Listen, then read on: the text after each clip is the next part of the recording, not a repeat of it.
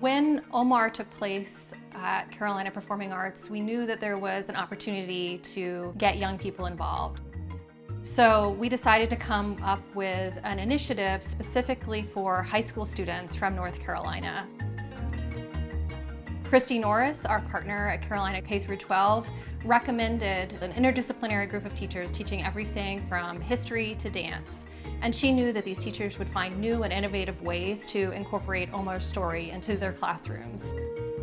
Oftentimes, enslaved people are portrayed as one-dimensional, and Omar has many dimensions. He has a spiritual life, he has a personal life. We learn about his relationship with his mother, whether it's fiction or fact. It gives Omar a deeper personality. So students are not only learning about slavery as a condition or as a system, but we are learning about one enslaved man's story that doesn't necessarily focus on his enslavement alone. Students and teachers from across the state showed up in buses in front of Memorial Hall. For some of them, it was their first time visiting UNC. They were really excited as they showed up because their teachers had already introduced them to Omar the Opera and to Rhiannon Giddens' work.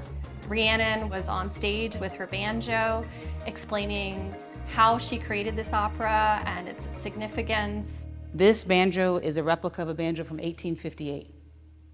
So it's only a few decades after he would have come here, and it's a sound that doesn't sound like the modern banjo that everybody's heard, you know, that bluegrass stuff. This is a lot more related to the ancestors of the banjo, which are all West African lute-type instruments. There is joy in this story, which you're gonna hear. There are connections to folk music, African-American folk music.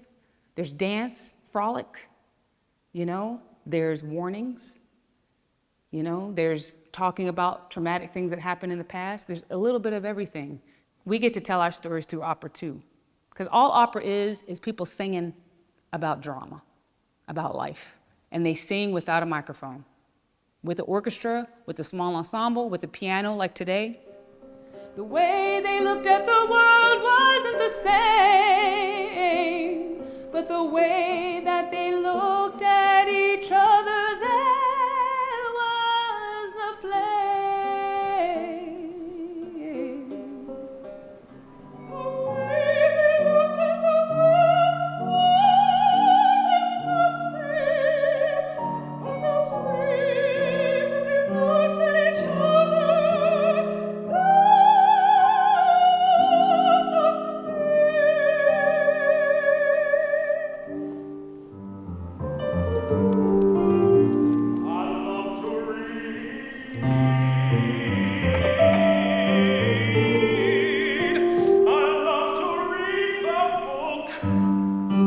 The students engaged with Rhiannon and asked her questions. Many of them said it's the most powerful experience, not even just arts experience, but experience they've had in their school careers. Some of them were crying during the performance, so it was a really powerful space to sit in.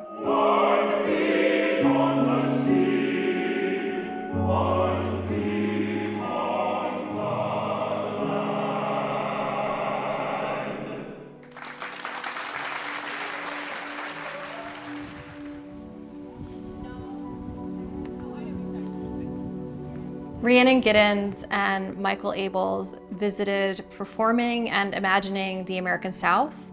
This class was a space for students to think about the South in new ways. And it was particularly special because we invited the public. Ultimately, I sing and play and write, and where I know the chord structure, I can play, and where I don't, but I can imagine it, I would just sing a cappella and he would have to fill it in. It was, and I don't even know how, it was like we were like mind meld brain thing. I don't even, it was really remarkable. But every part of the libretto I received, I could just tell there was a definite dramatic curve, a story that she found from Omar's story, which she found the heart of his story, and it was just remarkable to me to watch that happen. I had to tell the story like of who I am, of like where I'm coming from, and then use that to try to find the universality within his story. He's gone. We'll never know the real Omar. All we can do is take his words and try to find an artistic rendering of who he is and who he is to us and how he can tell us about ourselves.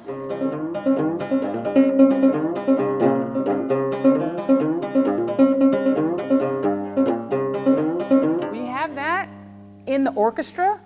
You're like, what? Right? It's like a fresh sound. You're not expecting it. You know, and there's many instances of stuff that I wrote on the banjo that then you've like apportioned this part here and here, and the whole band is basically this instrument. And then I remember like crying at the first workshop, you know, where, you know, it was like string quartet and piano, and I was just like, oh, it sounds like, you know. The intent is not to re-traumatize, the intent is not to sit in the negativity of the violence that he underwent. The intent is to walk out with, he not only persevered, but he left something that speaks to us today. For me, as an educator, you've brought a lot of young people into this opera that would not ever have gone to see an opera. So I want to talk about how, like, what was your framework in doing that, and how were you able to achieve that? I don't write like dots and lines. I can't do it, you know. So I work with people who can. I write in a different way, and everybody can write. Everybody can make an opera. Opera is just singing without a microphone with some instrumentalists and drama, you know? And so anytime that we can get younger people to see that, it's like, then the possibility is endless. These public programs gave our audiences insight into the creation and the gravity of this opera, how this opera is actually a moment of change in the arts. It is telling a new story that is very old. It is making history something that is contemporary, that continues to move through the moment. Most of the students who were involved in the Omar Schools Initiative are students of color who had never considered Omar ibn Said's story as part of their own history. All of us, those students included, have intersectional identities, and for them to think about their ancestors making this mark on North Carolina revealed something about their own histories to them.